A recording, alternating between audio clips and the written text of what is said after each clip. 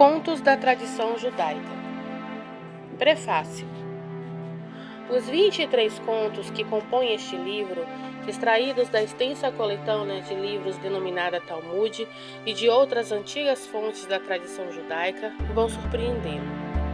Anjos e demônios, anéis, lâmpadas e tapetes mágicos, formigas e águias falantes, profetas e sábios, príncipes, princesas e reis misturam-se à dimensão humana das relações entre pai e filhos, amigos, casais, patrões e empregados, e principalmente entre o ser humano e Deus. Todas as histórias refletem a forte convicção que o judeu tem da existência de Deus e a sua gratidão que sente por ele em todos os momentos da vida, bons ou ruins. Uma linguagem forte, com histórias que apresentam desde a mais simples das mensagens até as aventuras mais mirabolantes. Reflete o modo de pensar, sentir e agir de um povo para o qual nada é tão ruim que não possa ter algo de bom, e nada é tão bom que não possa vir a ter a sua parcela de maldade. À exceção de Deus, todas as criaturas são boas ou más, dependendo do momento, contexto e do ponto de vista.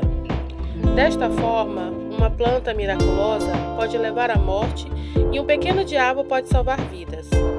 Um rei pode ser o melhor dos seres, sábio, bom, tolo, avarento, a pior das criaturas, ou ter todas essas características dependendo do momento. Estes contos milenares foram reunidos pela primeira vez em 1920 pela editora norte-americana Frederick A. Stokes Company. Quase um século depois, oferecem ao leitor uma riqueza de detalhes e de emoções tão familiares e atuais que ainda entusiasmam. As situações criadas, até mesmo com o envolvimento de criaturas fantásticas como o profeta Elias e o próprio Satã, fazem com que possamos nos identificar com alguns dos personagens e nos ajuda a pensar nas coisas que realmente valem a pena nesta vida. Os judeus são denominados por muitos como o povo do livro. Em princípio, por ser o povo que legou à humanidade os 5 livros de Moisés, conhecidos também como Torá ou Pentateuco.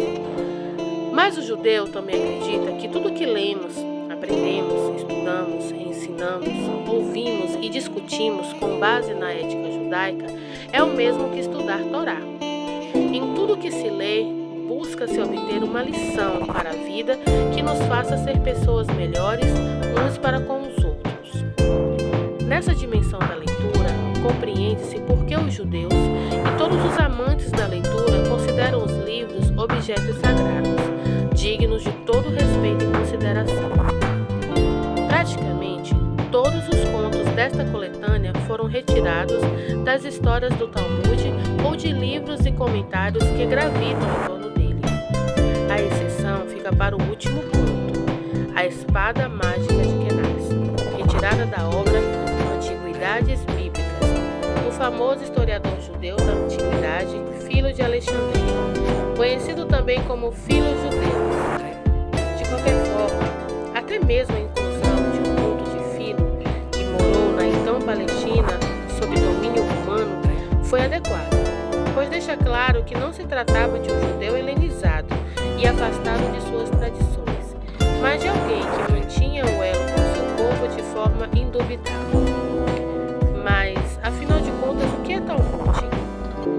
Trata-se de uma obra monumental, redigida ao longo de séculos, escrita por dezenas de mãos, pensada nas mentes de inúmeros sábios e inspirada pela Torá, entregue por Deus a Moisés e deste ao povo judeu. Segundo a tradição judaica, a inspiração na Bíblia judaica, que não inclui o Novo Testamento da tradição cristã, está explícita quando encontramos, como fonte dos nossos contos, tratados do Talmud, com títulos inspirados em textos bíblicos, como Gênesis Rabá e o Eclesiastes Rabá. Em linhas gerais, a coluna dorsal do Talmud é denominada Mishnah, que significa repetição, com o objetivo de aprender. Uma coletânea legal, redigida por Rabi Yehudah Hanassi e que serve de comentário para a Torá. Por volta dos séculos 3 a 5 da nossa era, os eruditos das academias rabínicas existentes na antiga Babilônia, que era a atual região do Iraque, onde existia uma importante comunidade judaica que foi praticamente extinta na metade do século XX, e na terra de Israel, passaram a compilar, em paralelo, duas versões de uma segunda grande coletânea de textos. Estas coletâneas foram denominadas Guemará e são complementares à Mishnah. A Mishnah e a Guemará compõem o Talmud. Podemos assim falar da existência de duas coleções de livros do Talmud, o Talmud da Babilônia e o Talmud de Jerusalém, que partilham da mesma Mishnah e se diferenciam por versões diferentes da Guemará.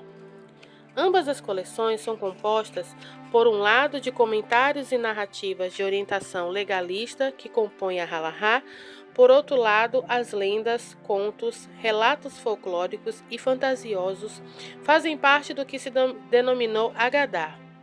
Juntas, a Halahá e a Agadá compõem o melhor da sabedoria judaica, no melhor estilo do façamos a nossa imagem, tomando-se Deus como exemplo.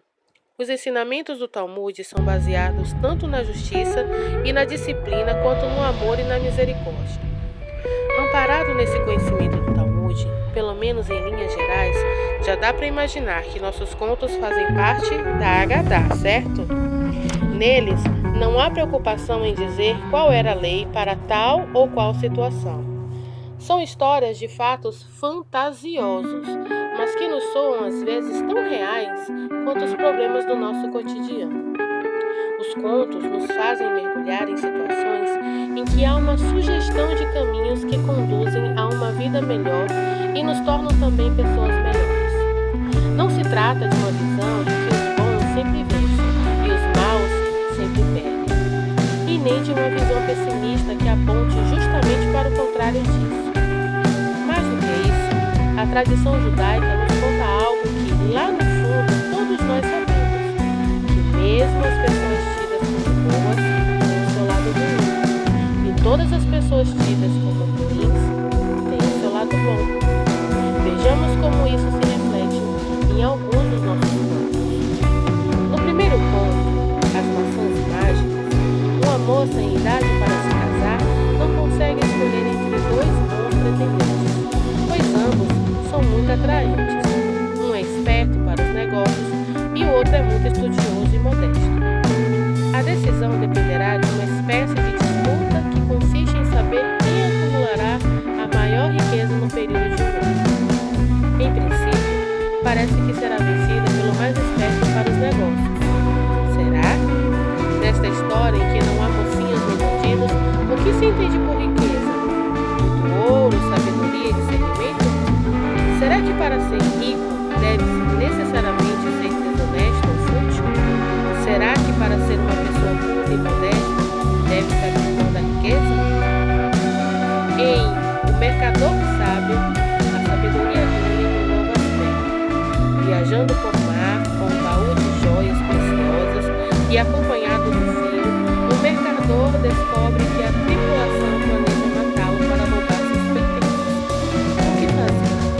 A história lança o personagem em uma situação limite. Em meio ao mar, cercado de malfeitores, parece que não lhe sobram alternativas. As circunstâncias não lhe permitem escapar da ação dos malfeitores, e suas chances de defesa são nulas. A solução encontrada é surpreendente e mostra que nem sempre enganar os outros é uma saída moralmente equivocada se a situação vivida disso exige e isso permite.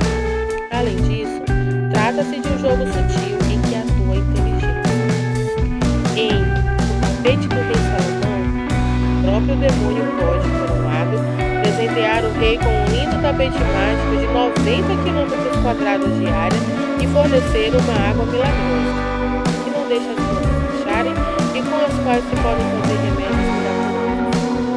Por outro lado, capaz de atiçar a vaidade até mesmo do rei Salomão, uma espécie de ícone da sabedoria judaica.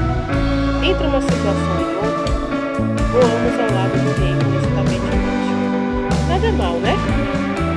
conto, A Princesa e o Mendigo, conta a história de uma linda princesa, filha do próprio rei Salomão, que é enclausurada em uma torre situada em um rochedo no meio do mar. Seus aposentos, ricamente decorados e equipados com tudo do bom e do melhor, foram feitos na medida para protegê-la do próprio destino, considerado inadequado por seu sábio pai. Mas o destino encontra formas incríveis de se fazer cumprir. Novamente, conhecemos um pouco da forma judaica de pensar. Dependendo do ponto de vista, encontrar um cobertor velho no meio da rua é uma felicidade enorme, e morar enclausurado em uma mansão com todo o conforto possível e imaginável pode ser um problema. Fazer da nossa vida um paraíso ou um inferno depende, por um lado, de como a encaramos, e por outro, de deixarmos sempre uma porta aberta para que se cumpra o nosso destino. O conto A Folha Mágica nos adverte que até mesmo uma planta capaz de restaurar a vida também pode ser prejudicial à saúde se consumida em excesso. O casamento do demônio dá arrepios em pessoas de coração fraco e mostra que, para escapar do inferno, basta uma única boa ação ao longo da vida. Fácil? Então, estas e outras tantas histórias maravilhosas relatadas nesses contos da tradição judaica nos divertem, ensinam um pouco da história do povo judeu e, mais do que isso, revelam um pouco daquilo que é popularmente conhecido como Hitchcock, ou como bem denominou o rabino carioca Newton Bonder, o segredo judaico da resolução de problemas. Boa leitura e bom divertimento. Urilan. Fim do prefácio.